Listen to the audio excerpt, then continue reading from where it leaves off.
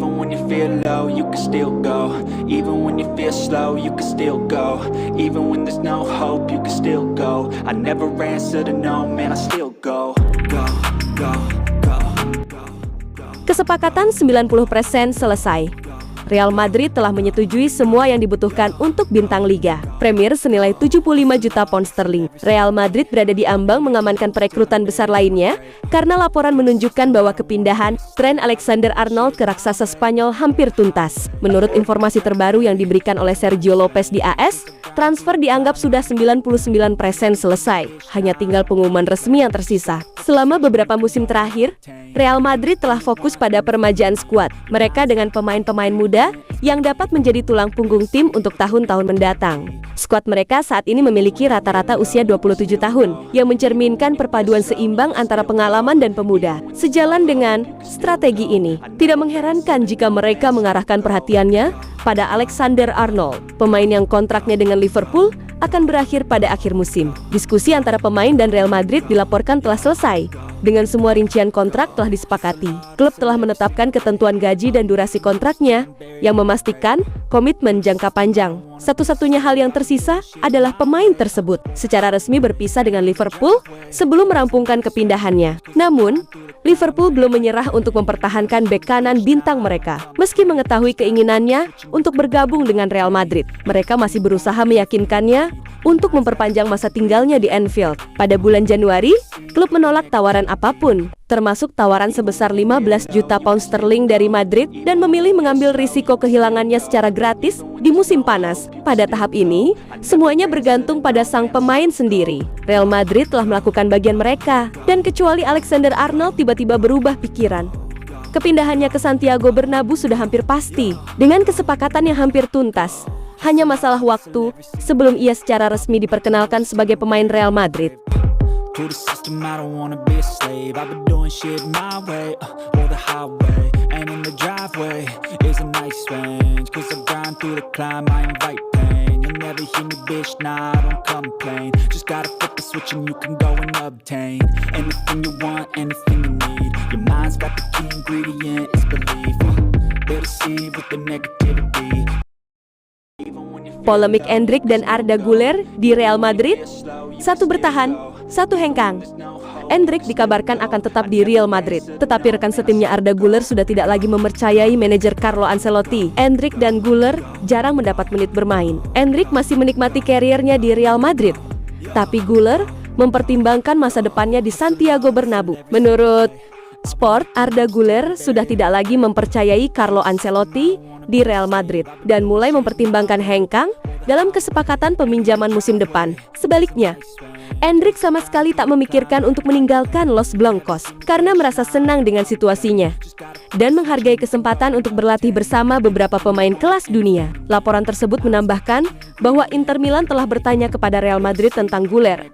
Idealnya, Los Blancos memang tak ingin kehilangan wonderkid Turki itu, tetapi mereka tak mengesampingkan kemungkinan menjualnya dengan menyertakan klausul buyback. Meski Endrick dan Güler sama-sama jarang mendapat menit bermain, sepertinya satu dari mereka bersedia menunggu kesempatan tiba, sementara yang satunya sudah mulai muak terjebak dalam situasi ini. Endrick, 18 tahun, telah tampil 28 kali untuk Madrid sejak pindah dari Palmeiras musim panas lalu dengan menyumbang 6 gol. Namun, hanya 4 dari 28 penampilan tersebut yang berstatus starter. Nasib Güler tidak berbeda jauh. Gelandang 20 tahun yang bergabung dengan Real Madrid pada Juli 2023 ini telah menembus starting 11 sebanyak 15 kali dalam 43 penampilannya untuk Los Blancos, di mana ia memiliki 14 kontribusi gol.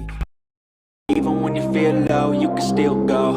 Even when you feel slow, you can still go. Even when there's no hope, you can still go. I never answer to no, man, I still go. Go, go, go, go, go, go, go, go, go, go, go, go, go, go. Klub milik pengusaha Indonesia ingin bajak lagi wonderkid Real Madrid. Como, klub yang dimiliki oleh pengusaha asal Indonesia, dikabarkan tengah mempertimbangkan untuk mendatangkan bintang muda Real Madrid, Jesus Fortea, pada musim panas mendatang. Como yang saat ini dilatih oleh Cesc Fabregas, terus mencari talenta muda berbakat untuk memperkuat skuadnya. Setelah sukses mendatangkan Nico pas musim panas lalu, Como kini mengincar bek kanan Jesus Fortea dari Akademi Real Madrid. Dilansir dari Visages.net, klub asal Italia itu berupaya memanfaatkan ketidakpastian masa depan sang pemain di Valdebebas. Fortea, yang membela tim nasional Spanyol U19, dianggap sebagai salah satu prospek besar di Akademi Madrid. Bek muda ini bergabung dengan Los Blancos dari Atletico Madrid pada 2023 dan menjadi investasi penting bagi klub. Namun, hingga kini ia belum menandatangani perpanjangan kontrak yang ditawarkan beberapa bulan lalu. Dengan kontraknya yang masih berlaku hingga 2026, ketidakpastian ini membuka peluang bagi klub lain untuk merekrutnya. Como melihat celah tersebut dan siap bergerak untuk mengamankan jasa Fortea. Di sisi lain, Madrid masih berharap bisa mempertahankan Fortea, namun mereka juga sadar bahwa setiap pemain bisa hengkang jika tidak berkomitmen penuh terhadap proyek klub. Jika bek berusia 18 tahun itu memilih untuk tidak memperpanjang kontraknya, Madrid tidak menutup kemungkinan untuk bernegosiasi. Como pun tetap optimistis dengan proyek olahraga yang menarik serta pengaruh Fabregas di tim. Mereka berharap bisa meyakinkan Fortea untuk melanjutkan kariernya di Italia.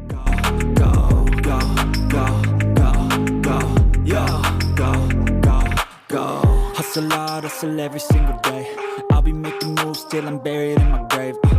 To the system, I don't wanna be a slave. I've been doing shit my way, or the highway. And in the driveway is a nice range. Cause I grind through the climb, I invite pain. You'll never hear me, bitch, nah, I don't complain. Just gotta flip the switch and you can go and obtain anything you want. Top skor Liga Spanyol, Mbappe terus buntuti Lewandowski. Kylian Mbappe bikin sepasang gol dalam penampilan teranyar untuk terus membuntuti Robert Lewandowski di dalam perebutan gelar top skor Liga Spanyol. 2 gol Mbappe itu berhasil membawa Real Madrid, timnya, bangkit dari ketinggalan guna meraih kemenangan 2-1 di markas Villarreal. Dalam partai Jornada 28 La Liga 2024-2025, pada akhir pekan, bagi Kylian Mbappe itu merupakan golnya yang ke-19 dan ke-20 di La Liga. Untuk sementara ini, penyerang asal Prancis itu berada di posisi kedua daftar top skor Liga Spanyol. Jumlah gol Mbappe sejauh ini cuma kalah dari Robert Lewandowski. Di Jornada kali ini, penyerang Barcelona itu pun berhasil menambah koleksi golnya.